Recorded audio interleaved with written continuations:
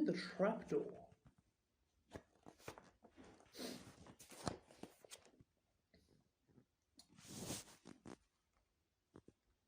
Now were I'm 11-year-old in 1997, apart from being born in 1986, I'd probably note that my guess would be that Harry, Ron, and Hermione, possibly Neville, definitely not Malfoy, are going to the trapdoor on the Fluffy. And as I've come this far, I'd reason that it's probably going to happen about 3/4 of the way through the chapter. Let's find out, shall we? Chapter 16, Through the Trapdoor. In years to come, Harry would never quite remember how he had managed to get through his exams when he half expected Voldemort to come bursting through the door at any moment. Yet the days crept by, and there could be no doubt that Fluffy was still alive and well behind the locked door. It was sweltering hot, especially in the large classroom where they did their written papers. They had been given special new quills for the exams, which had been bewitched with an anti-cheating spell. They had practical exams as well. Professor Flitwick called them one by one into his class to see if they could make a pineapple tap dance across the desk. Professor McGonagall watched them turn a mouse into a snuff box. Points were given for how pretty the snuff box was, but taken away if it had whiskers. Snape made them all nervous, breathing down their necks while they tried to remember how to make a forgetfulness potion. Harry did the best he could, trying to ignore the stabbing pains in his forehead, which had been bothering him ever since his trip into the forest.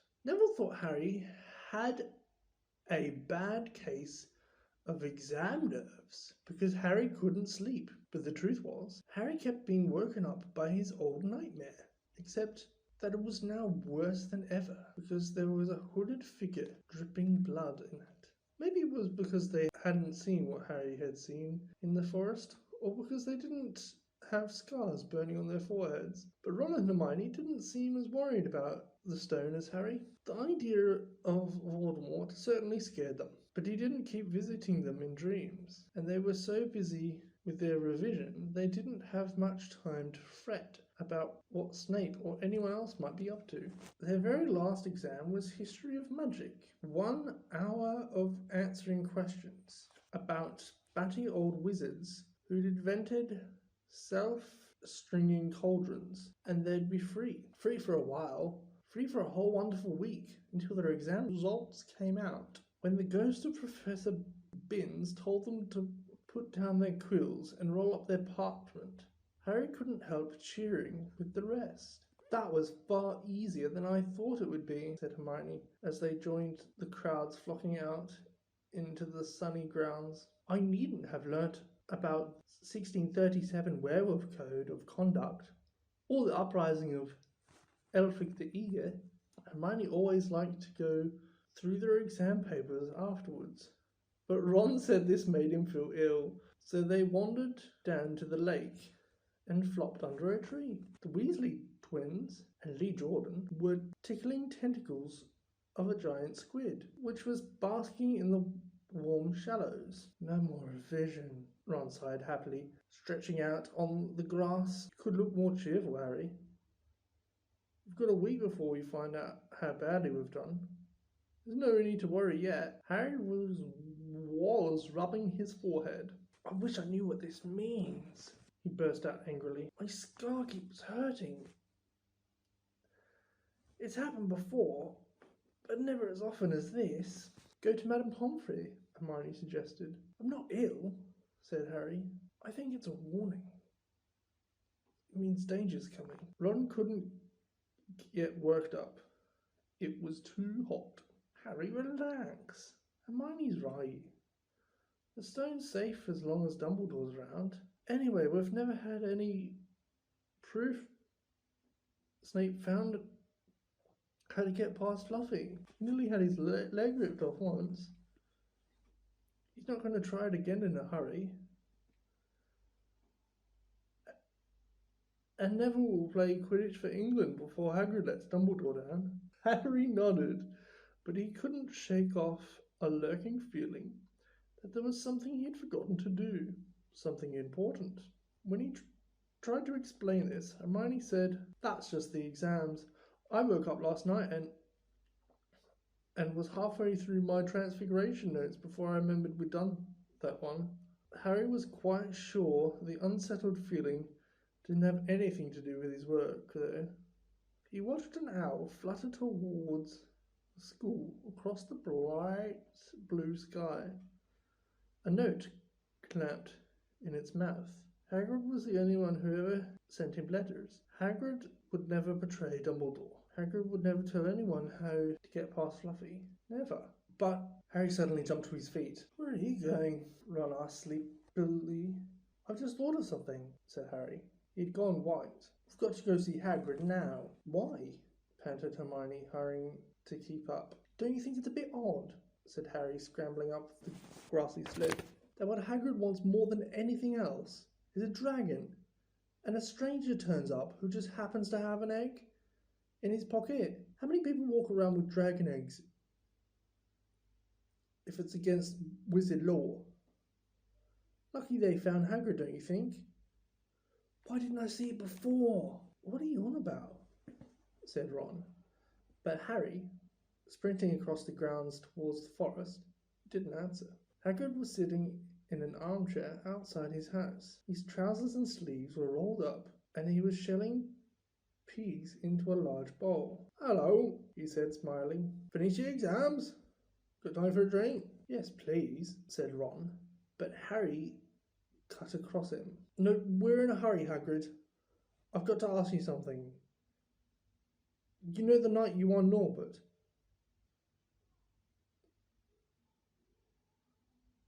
What did the stranger you were playing cards with look like?" "Dunno," said Hagrid casually. "He wouldn't take his cloak off." He saw the three of them look stunned and raised his eyebrow. "It's not that unusual. Get a lot of funny folk in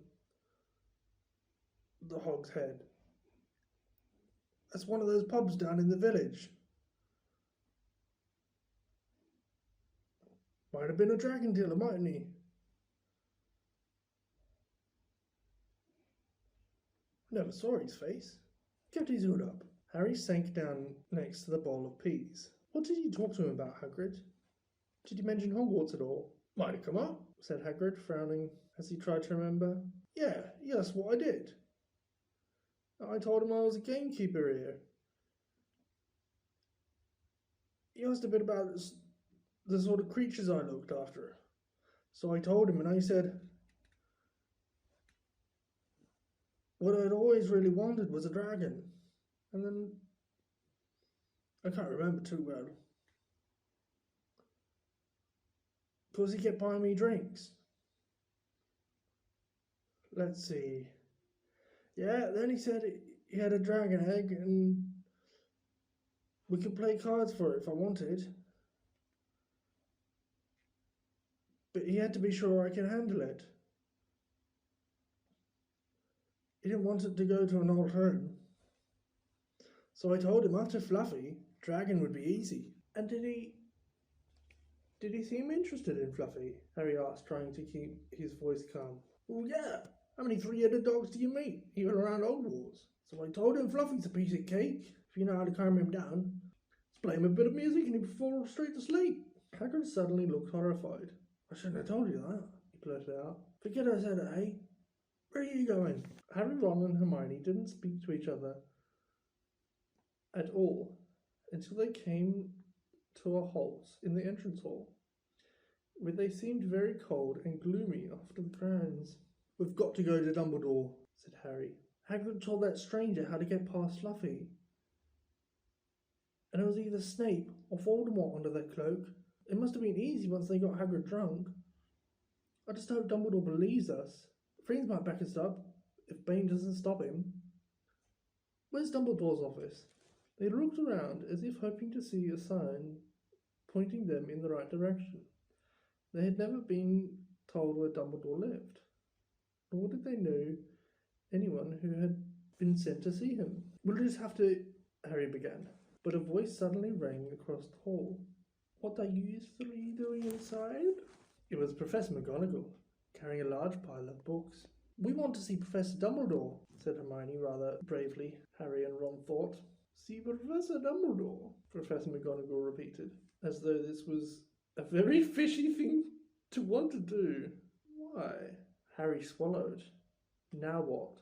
It's sort of secret, he said, but he wished at once he hadn't, because Professor McGonagall's nostrils flared. Professor Dumbledore left 10 minutes ago, she said coldly. He received an urgent hour from the Ministry of Magic and flew off for London at once. He's gone? Said Harry frantically. No, Professor Dumbledore is a very great wizard, Potter. He has many demands on his time. But this is important. Something you have to say is more important than the Ministry of Magic, Potter. Look, said Harry, throwing caution to the wind. Professor, it's about the Philosopher's Stone. Whatever Professor McGonagall had expected, it wasn't that. The books she was carrying tumbled out of her arms, but she didn't pick them up. How do you know? She spluttered. Professor, I think I know that someone's going to try and steal the stone. I've got to talk to Professor Dumbledore. She eyed him with a mixture of shock and suspicion. Professor Dumbledore will be back tomorrow, she said finally, and I don't know how you found out about the stone, but rest assured, no one can possibly steal it. It's too well protected. But Professor... Potter? I know what I'm talking about, she said shortly. She'd bent down and gathered up the fallen books. I suggest you all go back outside and enjoy the sunshine. But they didn't. It's tonight, said Harry, once he was sure Professor McGonagall was out of earshot. Snape's going through the trapdoor tonight. He's found out everything he needs to know. He's got Dumbledore out of the way. He sent that note. I bet the Ministry of Magic will get a real shock when Dumbledore turns up. But what can we? Hermione gasped. Harry and Ron wheeled round. Snape was standing there. Good afternoon, he said smoothly. They stared at him. You shouldn't be inside on a day like this, he said with an odd twisted smile. Harry began without any idea what he was going to say. You want to be more careful, said Snape. Hanging around like this, people will think you're up to something. And Gryffindor can't really afford to lose any more points, can they? Harry flushed. They turned to go back outside, but Snape called them back. Be warned, Potter. Any more nighttime wanderings, and I will personally make sure you are expelled. Good day to you. He strode off in the direction of the staff room. Out on the stone steps, Harry turned to the others. Right. Here's what we've got to do, he whispered urgently. One of us has got to keep an eye on Snape. Wait outside the staff room, and follow him if he leaves. Hermione, you better do that. Why me? It's obvious, said Ron. You can pretend to be waiting for Professor Flitwick, you know? He put on a high voice. Oh, Professor Flitwick, I am so worried. I think I got a question 14B wrong. Oh, shut up, said Hermione. But she agreed to go and watch out for Snape. And we'd better stay outside the third floor corridor, Harry told Ron. Come on. But that part of the plan didn't work. No sooner had they reached the door, separating Fluffy from the rest of the school, than Professor McGonagall turned up again, and this time she lost her temper. I suppose you think you're harder to get past than a pack of enchantments, she stormed. Enough of this nonsense. If I hear you've come anywhere near here again, I'll take another 50 points from Gryffindor. Yes, Weasley, from my own house. Harry and Ron went back to the common room. Harry had just said, "At least Hermione's on Snape's tail," when the portrait of the fat woman, the fat lady, swung open and Hermione came in. "I'm sorry, Harry," she wailed. "Snape came out and asked me what I was doing. So I said I was waiting for Flitwick, and Snape went to get him, and I've only just got away. I don't know where Snape went." "Well, that's it then, isn't it?" The other two stared at him. He was pale, and his eyes were glittering. "I'm going out of here, and I'm going to try and get the stone first." "You're mad," said Ron. "You can't," said Hermione. "After what McGonagall and Snape have said, you'll be expelled." "So what?" Harry shouted. "Don't you understand?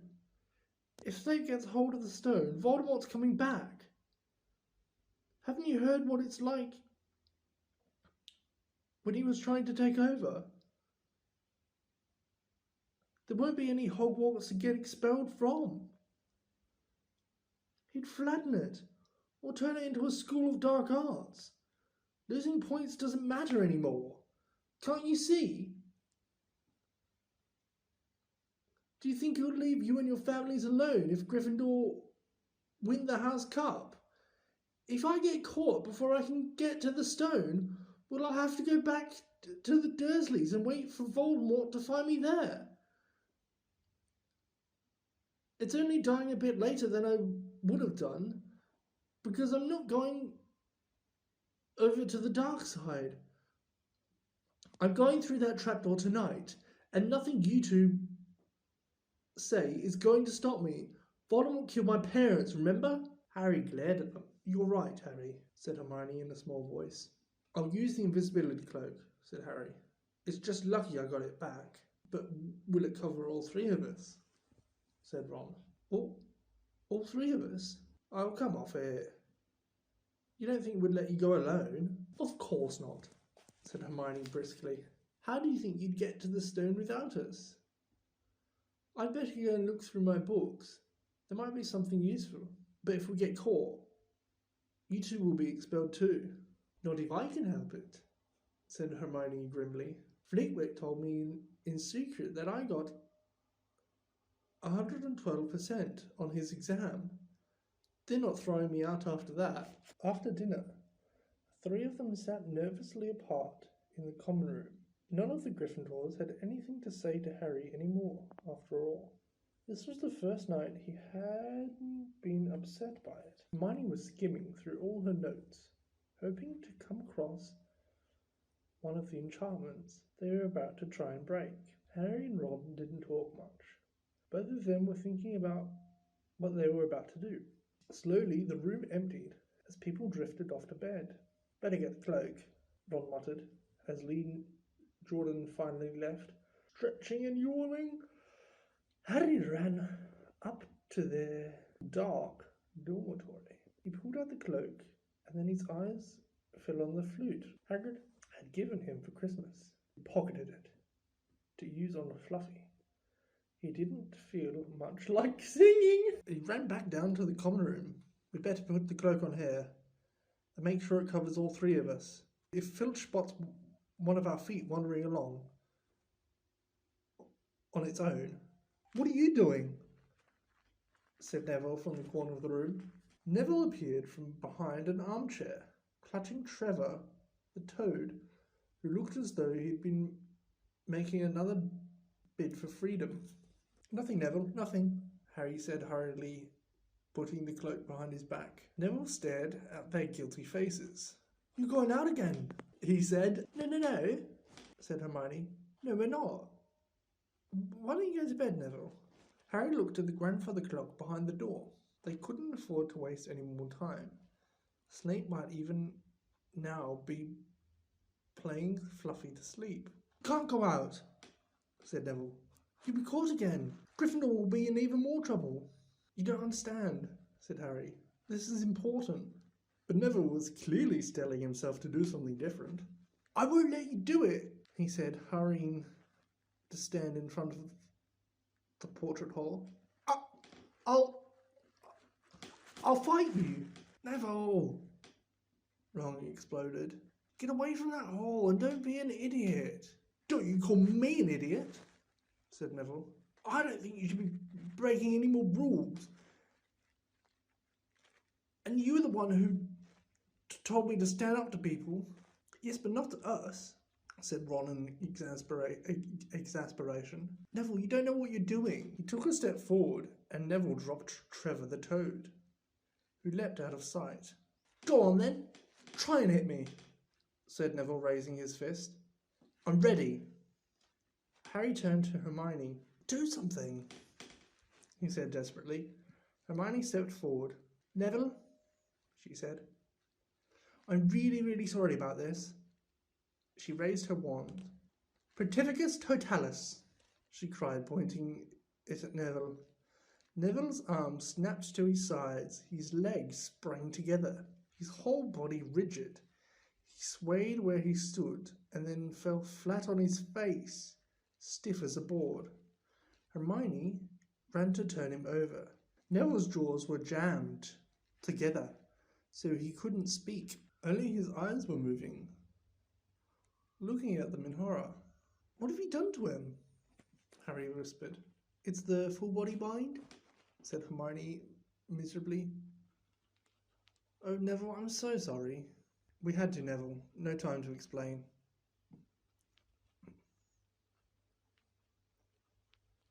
You'll understand later, Neville, said Ron as they stepped over him and pulled on the invisibility cloak. But leaving Neville lying motionless on the floor didn't feel like a very good omen. In their nervous state, every statue's shadow looked like Filch. Every distant breath of wind sounded like Peeves swooping down on them. At the foot of the first set of stairs, they spotted Mrs. Norris, skulking near the top. Oh, let's get her, just this once, Ron whispered in Harry's ear, but Harry shook his head as they climbed carefully around her. Mrs. Norris turned her lamp-like eyes on them.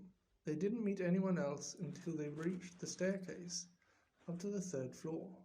Peeves was bobbing halfway up, loosening the carpet so that people would trip.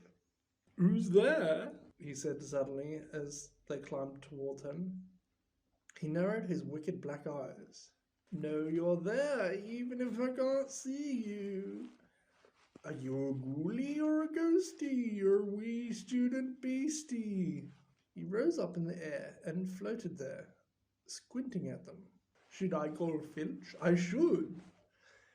If something's creeping around unseen. Harry had a sudden idea. Peeves, he said in a hoarse whisper, the bloody Baron has his own reasons for being invisible. Peeves almost fell out of the air in shock. He caught himself in time and hovered about 30 centimetres off the stairs. Oh, sorry, your bloodiness, Mr. Baron, sir, he said greasily. My mistake, I didn't see you. Of course I didn't. You're invisible. Forgive old Peeves' little joke, sir. I have business here, Peeves, croaked Harry. Stay away from this place tonight. I will, sir, I most certainly will, said Peeves, rising up in the air. Hope your business goes well, Baron. I'll not bother you. And he scooted off. Brilliant, Harry, whispered Ron. A few seconds later, they were there, outside the first floor corridor. And the corridor was already ajar. Well, there you are, said Harry quietly. Snape's already got past Fluffy. Seeing the door open somehow seemed to impress upon all three of them what was facing them. Underneath the cloak, Harry turned to the other two. If you want to go back, I won't blame you, he said. You can take the cloak. I won't need it now. Don't be stupid. We're coming. Harry pushed the door open. As the door creaked, low rumbling growls met their ears. All three of the dog's noses sniffed madly in their direction, even though it couldn't see them. "What's that at its feet?" Hermione whispered. "It's like a heart." Snape must have left it there.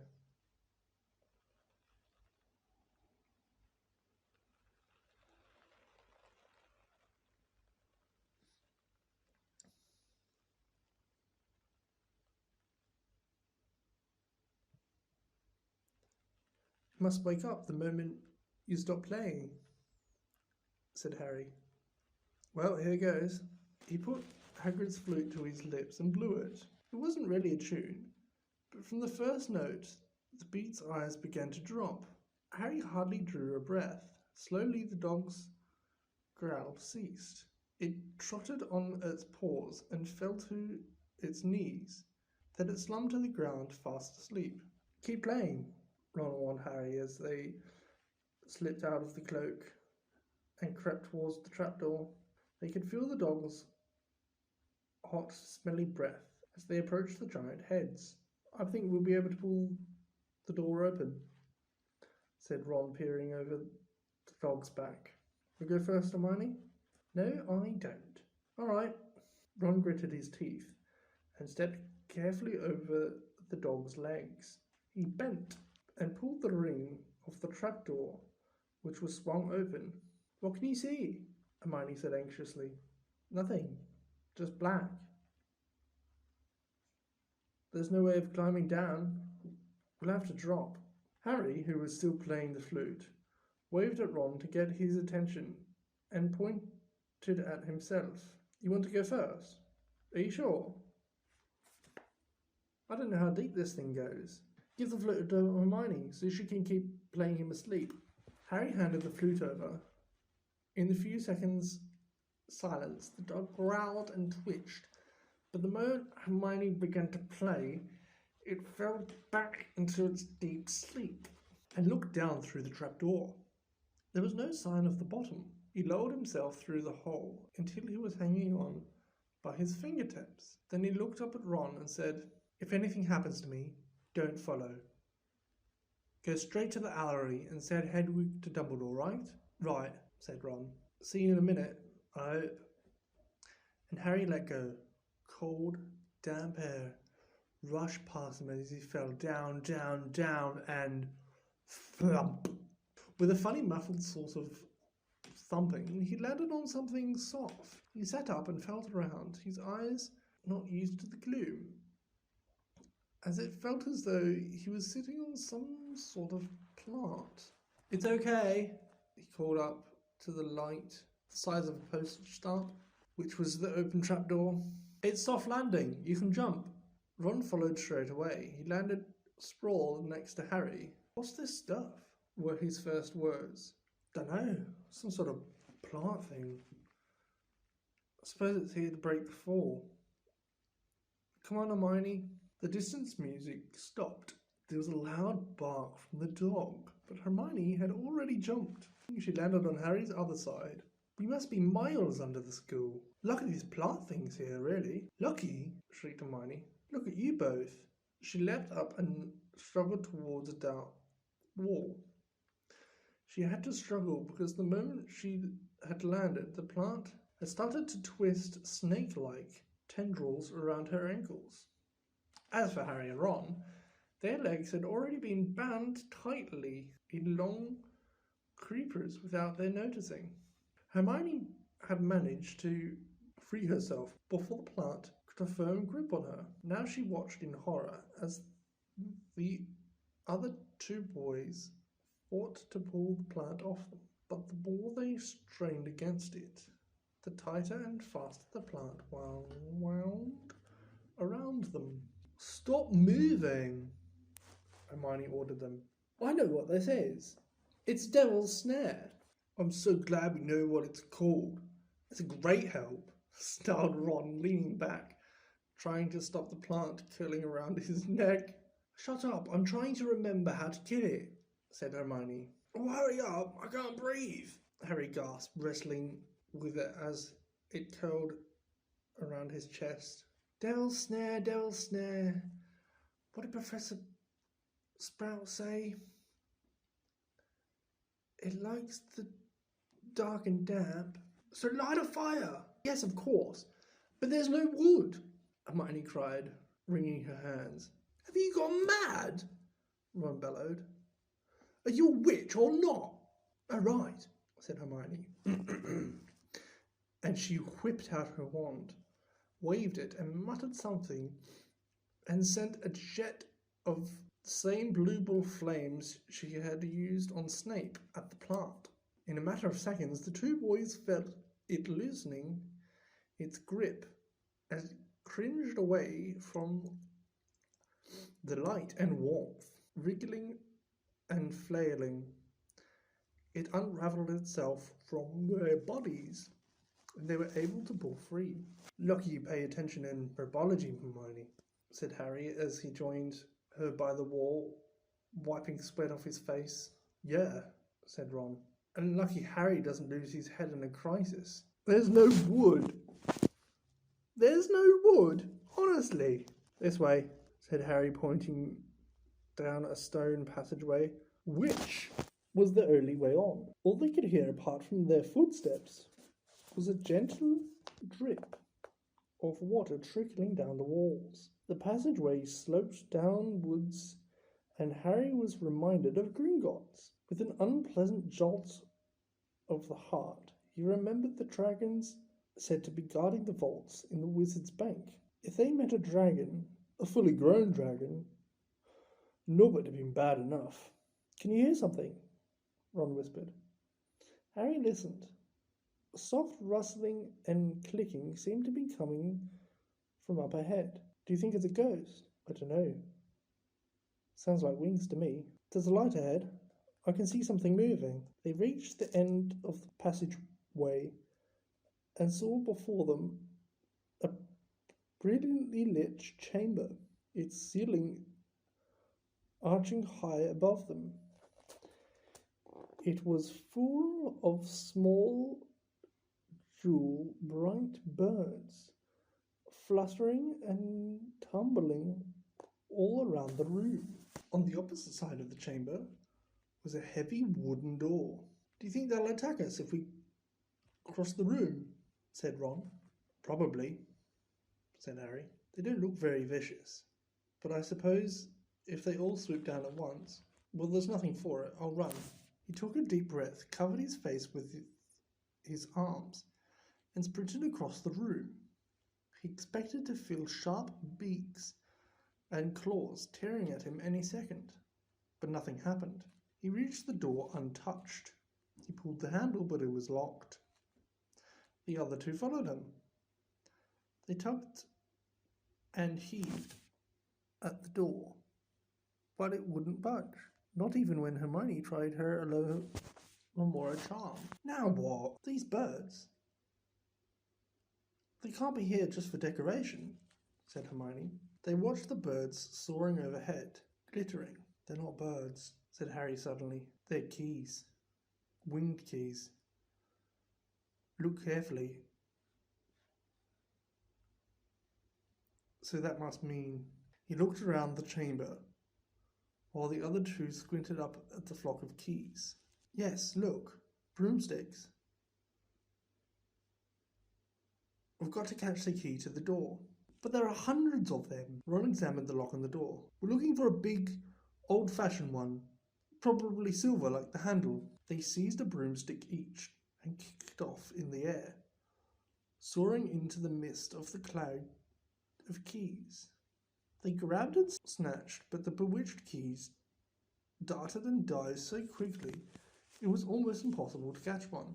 Not for nothing, though, Harry was the youngest seeker in a century. He had a knack for spotting things other people didn't. After a minute's weaving about through the whirl of rainbow feathers, he had noticed a large silver key that had a bent wing, as if it had already been caught and stuffed roughly into a keyhole. That one, he called to the others. That big one there. No, there, with the bright blue wings. The feathers are all crumpled on one side. Ron went speeding in the direction that Harry was pointing, crashed into the ceiling, and nearly fell off his broom.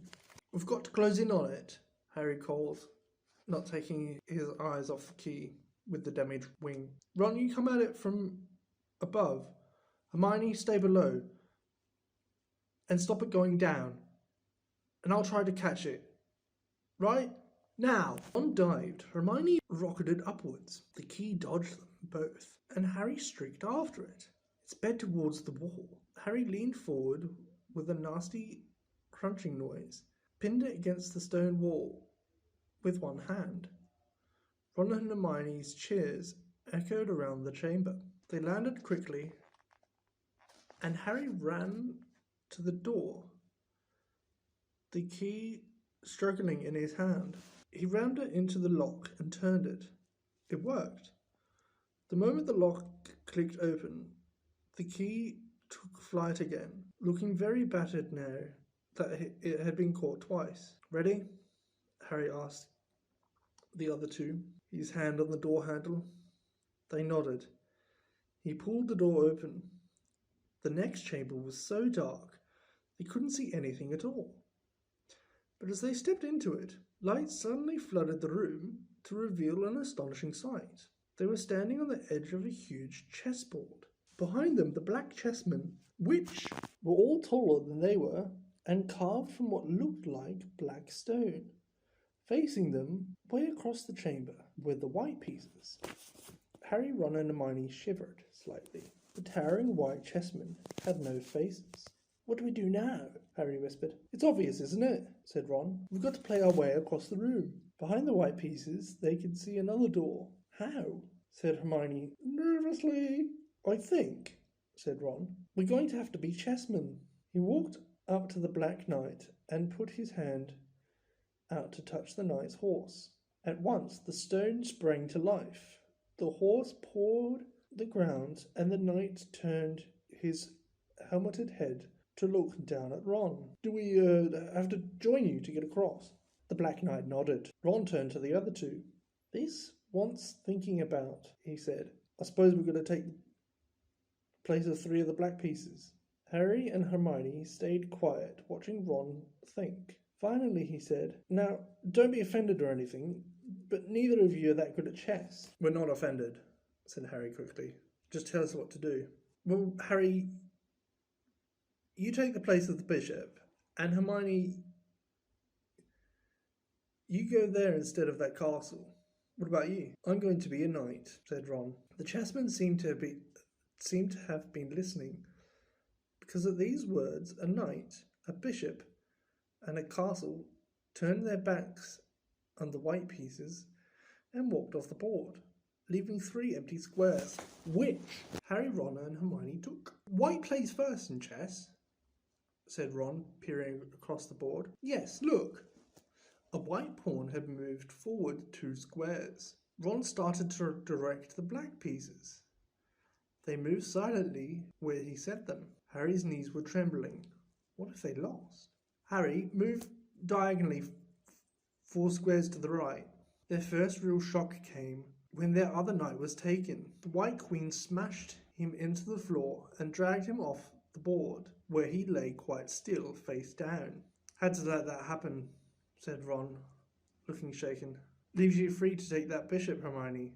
Go on. Every time one of their own men was lost, the white pieces showed no mercy. Soon there was a huddle of limp black players slumped along the wall. Twice, Ron only noticed in time that Harry and Hermione were in danger.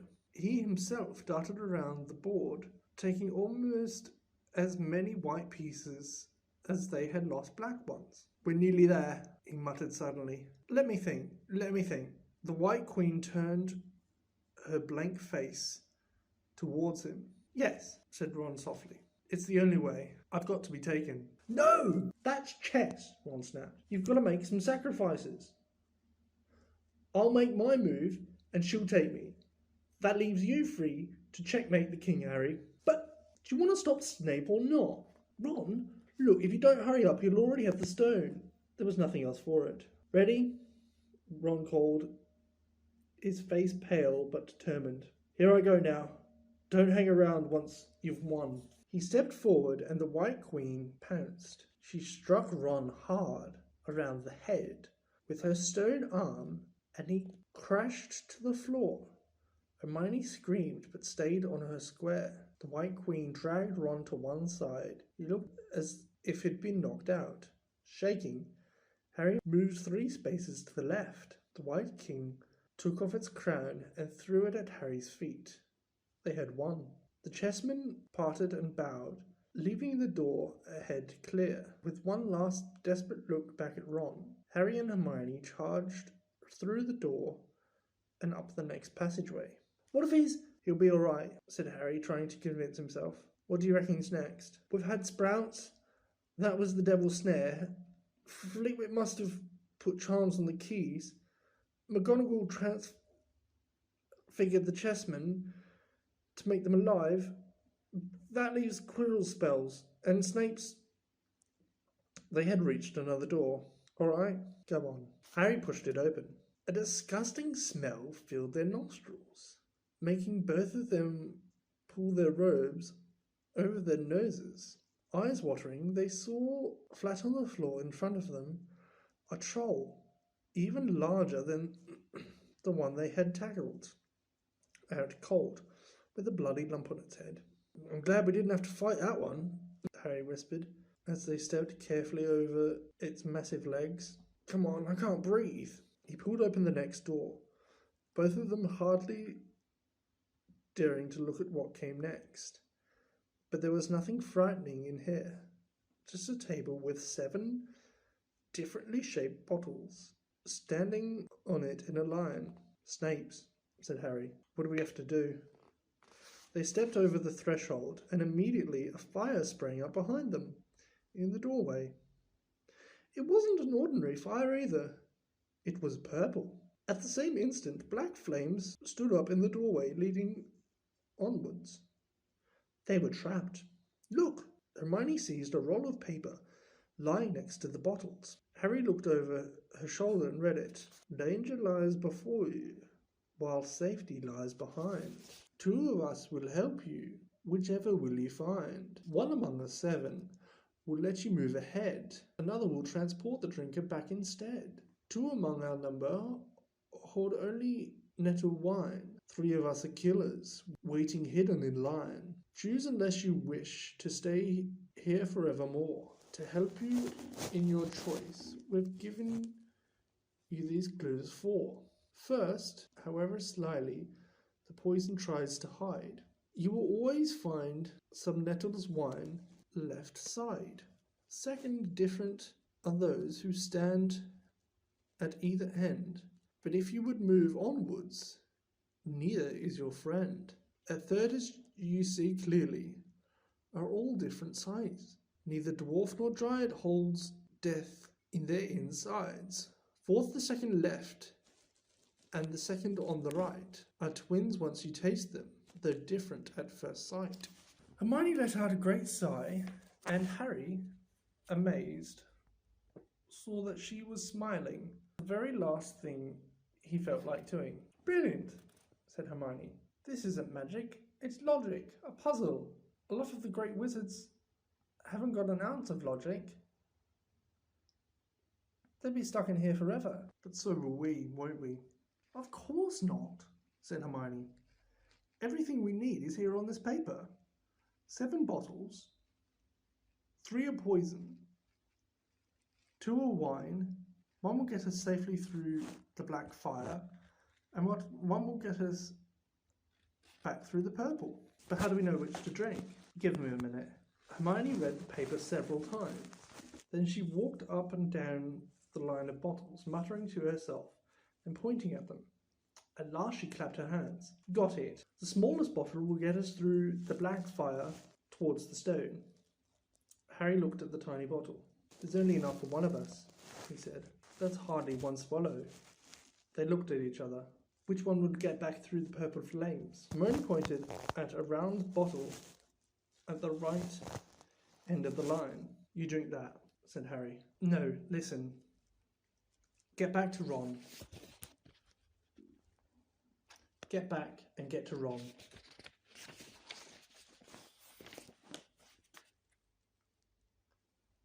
Grab the brooms from the flying room.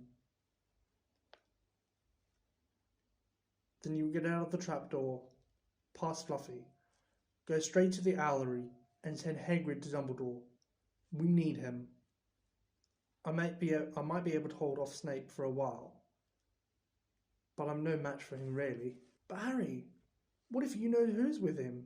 Well, I was lucky once, wasn't I? Said Harry, pointing at his scar. I might be lucky again. Hermione's lip trembled as she suddenly dashed at Harry and threw her arms around him. Harry, you're a great wizard, you know. Not as good as you, said Harry, very embarrassed as she let go of him. Me, said Hermione. Books and cleverness. There are more important things. Friendship and bravery. And, oh Harry, be careful. You drink first, said Harry. You are sure which is which, aren't you? Positive, said Hermione. She took a long drink from the round bottle at the end and shuddered. It's not poison, said Harry anxiously. No, but it's like ice. Go, quick, before it wears off. Good luck, take care, go! Hermione turned around and walked straight through the purple fire. Harry took a deep breath, then picked up the smallest bottle. He turned to face the black flames. Here I come, he said, and he drained the little bottle in one gulp. He put the bottle down and walked forward. He braced himself, saw the black flames licking his body, but couldn't feel them. For a moment, he could see nothing but dark fire. Then he was on the other side in the last chamber. There was already someone there, but it wasn't Snape. It wasn't even Voldemort. Oh, but Harry was.